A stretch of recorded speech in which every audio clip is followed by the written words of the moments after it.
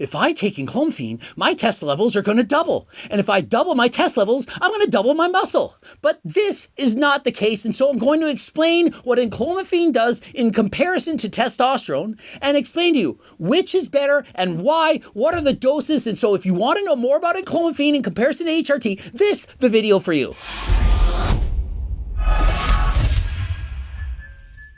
Coach Greg, in today's video, testosterone dysmorphia. More people than ever before are suffering from this. People are thinking that their test levels are lower than last time, that the reason they can't build muscle is because they don't have high enough levels of testosterone. And so what's happening is people are taking advantage of this, telling people, oh, if you only took Enclomifene and HCG, your testosterone, well, it's going to be double. And if that happens, you'll then build a lot of muscle. And oh my goodness, your testosterone levels are only 500, only 600. That is bad. That's low normal. Give us all of your money and we'll prescribe you something that gets your testosterone levels higher. And as of late, so many people are showing that their testosterone levels have increased. For example, we have Alex Eubank who had 225, maybe in the 400s, and suddenly 932. And then we have other YouTubers being interviewed. Yeah, I'm 100% natural. Well, are you taking Enclomifene, injecting HCG?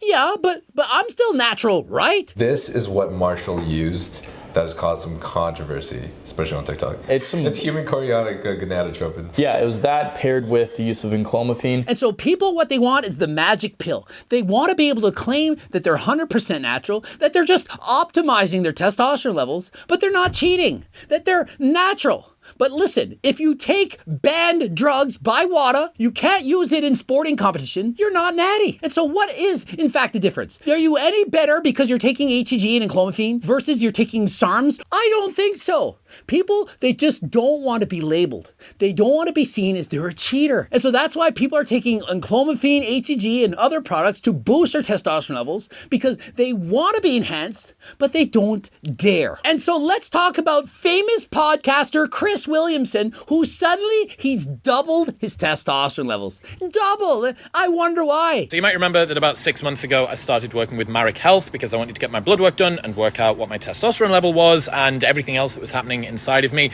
And test levels weren't fantastic. They were at 495, which is within the normal range, but definitely on the low side, definitely not probably where I would want them to be. First things first, there's nothing wrong with getting your blood work done to discover if you have low testosterone, high testosterone, to find out if your cholesterol's in order, to see if certain things are missing and how to change it to make it better. But when your results come back as being 495, that is not low. There is nothing wrong in the slightest with having testosterone levels of 495. And so to say, oh, it's not optimal, what are we talking about? It's testosterone dysmorphia. You think that because other YouTubers are saying my test levels, like Alex, is 932, that if it's not over 1,000, that somehow you're not building muscle. Do you know what my blood work showed my testosterone levels are? Do you want to take a guess? Remember, I'm on 140 milligrams of HRT a week. 545. That's on testosterone. Do I look like I have a hard time building muscle? And so imagine you get your blood work done, 545. Oh, that's not all that good. I need it to be higher. It needs to be at least 800 or I'm somehow going to be deficient. I'm not going to be able to put on muscle. Well, if your levels were 545, they'd be the same as mine and I'm not even natural. And so how is 495 bad? And so a lot of people are thinking they want 1,000 nanograms per deciliter. That is extremely rare, and people with testosterone levels that high often have something wrong with their pituitary. It's not a normal situation to have testosterone levels of 1,000. And so just because you're not at 800, 900, or even 1,000 doesn't mean there's anything wrong with you. And other famous YouTubers in the past, such as Jeff Nibbard, showed they have average levels of test, yet they have a ton of muscle. And so don't think that just because your testosterone levels are below 800, perhaps 500, that there's something wrong with you. And test levels weren't fantastic. They were at 495, which is within the normal range, but definitely on the low side, definitely not. And so he says, my testosterone levels were definitely on the low side. Notice the word definitely. That is not definitely at all. If you've always been around 500 and 500 is normal for you, then if you're at 500, that's not definitely too low. It's definitely perfect for you. And I just had my 6-month check-in after a ton of lifestyle interventions and diet changes, training changes, more prioritization of sleep. What he says is they put me on a lot of lifestyle interventions. I got better sleep, better recovery, decreased stress, yada, yada, yada. No injectably stuff yet. I'm not on TRT, but my testosterone went from 495 to 1006. And he says I was not injecting anything. And so now what are my test levels? Well, they're 1,006 up from 495. But I can tell you right now that getting in more sleep, decreasing your stress and so on, it's not going to get your test levels from under 500 to over 1,000. But what might do this, which he doesn't stipulate, he says they just prescribe me certain things. Enclomifene. No injectably stuff yet. I'm not on TRT. And so notice he says no injectable stuff yet. And so because he gets it in oral form, he feels that he's still natural. But I can tell you this, Enclomifene does not allow you to be natural. And oftentimes I've heard it from many people, they're all wanting to jump on Enclomifene. And why is that? Well, videos like this. Also, I've made videos on Alex Eubank. I speculated, said, probably on Enclomifene. And so what people hear is, if I take Enclomifene, my test levels are going to double. And if I double my test levels, I'm going to double my muscle. But this is not the case. And so I'm going to explain what Enclomifene does in comparison to testosterone and explain to you which is better and why, what are the doses. And so if you want to know more about Enclomifene in comparison to HRT, this the video for you. Genuinely, I feel significantly better. Training is better. Energy levels are better. And so he's saying, now I feel so much better in the bedroom, performance in the gym, everything feels better. But is that because of Enclomifene or is it because of the lifestyle changes? Remember, if you're getting in better sleep, reducing your stress, eating a proper diet, of course you're going to feel better. But is Enclomifene the right solution? Is it the holy grail, the magic pill that you've been looking for? In comparison to boost your testosterone, you could take things like G-Test for more energy. You could take GO2 Max. But is Enclomifene any better? What does it cost? What are the side effects? And so let's get right into it. And just to be clear, I'm speculating that it's Enclomifene. I can't think of anything else that would do that. And Merrick Health is not going to say what drugs or not drugs they give to their clients. There's a client confidentiality agreement, and so we're only speculating on what he could be taking. And so I do believe it to be Enclomifene, and regardless if it is or isn't, you still can learn a lot about Enclomifene. And so let's now get right into it. And so Enclomifene originated as Clomid, and it was given to help women conceive and have birth. And oftentimes people, males, bodybuilders, use it as part of their PCT programs. And so what they did is they took Clomid and took the bad part out, the Enclomifene, and they kept in what's good, which boosts your testosterone,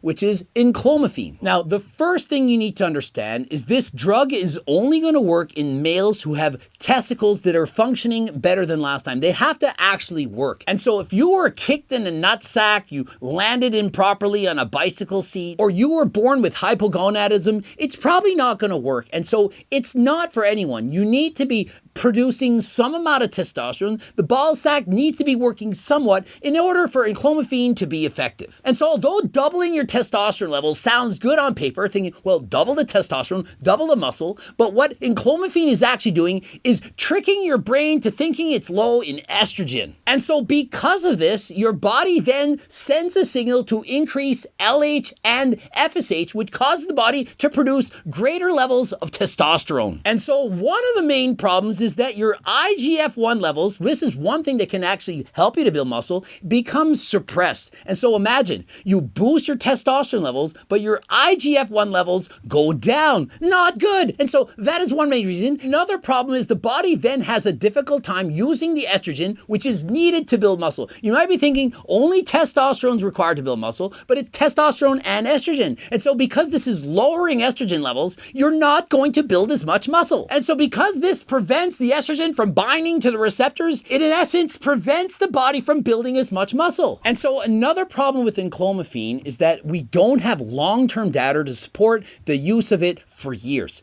Perhaps it's safe to take for 30 days, maybe 3 months, maybe even a year. But is it a viable solution to HRT? HRT has been tested, we've been doing it for decades. But to suddenly say, hey, I'm going to use Enclomifene, it's a pill, and I'm not going to inject HRT, and I'm going to claim natural, that is going to far, we don't know the long-term ramifications of taking Enclomifene as an alternative to taking HRT. And remember this, we need estrogen in the brain. It's imperative. To prevent dementia, to keep us in a proper mood, we need estrogen. Yet what Enclomifene does is it prevents estrogen from having its effects as greatly in the brain. And so what is going to happen if you take it for too long? And so one thing you need to understand is Enclomifene is a SERM, a selective estrogen receptor modulator, different from a SARM, a selective androgen receptor modulator. And what the research shows is that some people who use SERMs actually have suicidal ideation. They're thinking of harming themselves. And so it is in fact possible that you take Enclomifene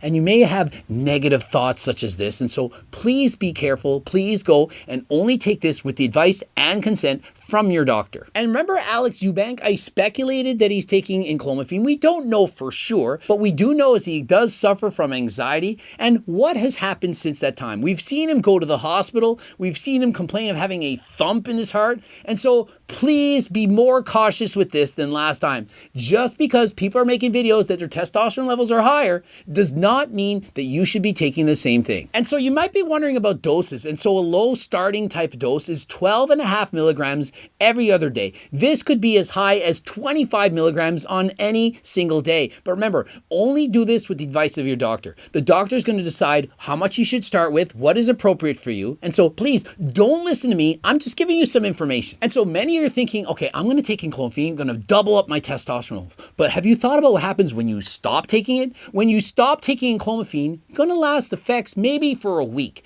And so you might have testosterone levels of 1,000, but then you stop taking for a week and it goes back down. It's not sustainable long-term unless you take it year after year. And is that really smart? Should you not be taking something like HRT if you in fact want to boost and maintain your testosterones for life? And so you might think this is the quick fix. I'm going to take it for 30 days, going to double my testosterone, and then it's going to be there forever. It's not the case. This is not a quick fix solution. It's not something you should be taking lightly, and it doesn't make you natural. And so if you think taking Enclomifene is somehow healthier or safer than taking HRT, it actually isn't. If you ask me, remember I used to coach bodybuilding for years. I would do post-cycle therapies. People are abusing steroids and having to come off them. My personal opinion is Enclomifene should be safe for people who are going to rebound after a show. They stop taking steroids, their testicles have shrunken down, and they need to get them working faster yet again. They would take Enclomifene, which would increase the size of the ball sack, allow LH and FSH levels to rise, which produces more testosterone,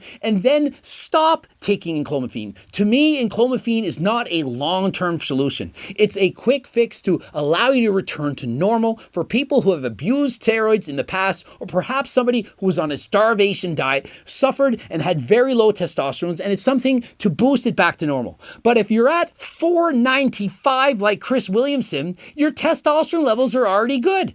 And so what's going to happen when he stops? He says he feels amazing. His testosterone levels are 1,006. What happens when he stops? Is he going to feel amazing yet again if his testosterone levels go down to 600? If he gets used to having test levels of 1,000, goes back to 600, he might feel inferior. He might feel weak. And in comparison, might actually feel worse with test levels of 600 than he was when he was at 495. My advice, if you're considering using Enclomifene, why not at least try out G-Test first? This is something that's safe that you can take for the long haul. It's not banned by WADA. You're not going to give up your Natty card if you use it. And so why not use this first? Obviously, this goes in conjunction with a healthy diet, getting in enough sleep, not having too much stress in your life, and doing 150 minutes of cardio a week. And if you try this and you're still not satisfied, of course, go and see your doctor. But I hope this video helps. I hope you know a little bit more about Enclomifene, that it's not some pill that you can just take, that you're still natural, and that it's like taking a vitamin. It's a lot more serious than that. It derived from Clomid, a serum that was given to women to help them become pregnant. And so it's a serious drug prescribed by a doctor. And so if you're natural out there and you have access to Enclomifene, you're thinking, oh, this is a secret. I'm going to become a famous social media influencer. I'm going to take Enclomifene, double my testosterone levels, double my muscle. No one's going to know about it. I'm still going to be natural. No, you are literally cheating in secret. It's no different than taking testosterone or SARMs, and so please be more careful than last time. Interested in any of the supplements we've talked about in this video, or any of the cookbooks, coaching plans by me and my team, the training book, the Circle Diet book, part of the Last Time clothing line, use code Greg, click the link in the description. Subscribe, click the bell button, comment to boost the algo, like the video if you liked it, don't forget to watch one of the 2 bloops, and until next time, I am out.